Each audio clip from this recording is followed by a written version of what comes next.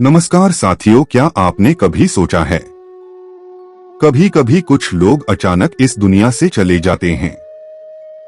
न कोई बीमारी, न कोई चेतावनी, बस एक पल में सब खत्म। ऐसी मृत्यु को शास्त्रों में कहा गया है अकाल मृत्यु। पर क्या आपने कभी जाना है कि गरुड़ पुराण में इस अकाल मृत्यु के पीछे क्या कारण बताए गए हैं? क्या सच में हमारे कर्म, हमारी सोच और हमारे संस्कार ही हमारी आयु तय करते हैं? आज इस वीडियो में हम आपको बताएंगे गरुड़ पुराण के अनुसार अकाल मृत्यु क्यों होती है और इससे बचने के उपाय क्या हैं। गरुड़ पुराण वह ग्रंथ जो स्वयं भगवान विष्णु ने गरुड़ देव को सुनाया था। इसमें जन्म से लेकर मृत्यु और मृत्यु के बाद की यात्रा तक हर रहस्य का विस्तार से वर्णन है। गरुड़ पुराण हमें सिखाता है कि जीवन कैसे जिया जाए ताकि अंत शांत और पवित्र हो। अब सवाल उठता है, अकाल मृत्यु क्या है? गरुड़ पुराण में कहा गया है, जो मृत्यु अपने नियत समय से पहले आ जाए वही अकाल मृत्यु कहलाती है। ऐसी मृत्यु अचानक होती है, बिना किसी स्वाभाविक कारण के, जैसे दुर्घटना, आत्महत्या, हत्या या प्राकृतिक आपदा। ऐसी मृत्यु न केवल व्यक्ति के लिए बल्कि पूरे परिवार के लिए अत्यंत पीड़ादायक होती है। लेकिन गरुड़ पुराण कहता है, अकाल मृत्यु कभी संयोग से नहीं होती। इसके पीछे कर्मों की गहराई छिपी होती है। भगवान विष्णु ने गरुड़ देव को बताया था कि अकाल मृत्यु के 5 प्रमुख कारण होते हैं। पहला कारण, पिछले जन्म के अधूरे कर्म। जब कोई व्यक्ति अपने पूर्व जन्म में कोई प्रतिज्ञा या पुण्य अधूरा छोड़ देता है तो उसका जीवन अधूरा रह जाता है। ऐसे व्यक्ति की इस जन्म में आयु घट जाती है। दूसरा कारण, अत्याचार और पाप कर्म। जो लोग निर्दोषों पर अत्याचार करते हैं या अपने लाभ के लिए किसी का नुकसान करते हैं, उनकी आत्मा पर पाप का बोझ बढ़ता जाता है। अधर्म से प्राप्त सुख अकाल मृत्यु का कारण बनता है। तीसरा कारण, माता पिता और गुरु का अपमान।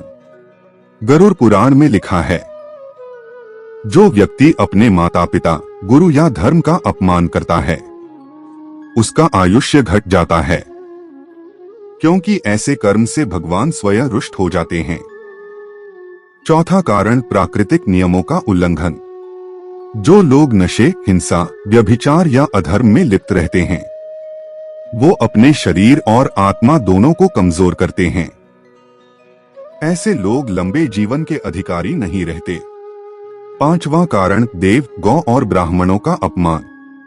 जो लोग मंदिरों, देवताओं या धर्मस्थलों का अपमान करते हैं, गौ हत्या या धार्मिक लोगों का अनादर करते हैं, वे अपने पुण्य को खो देते हैं।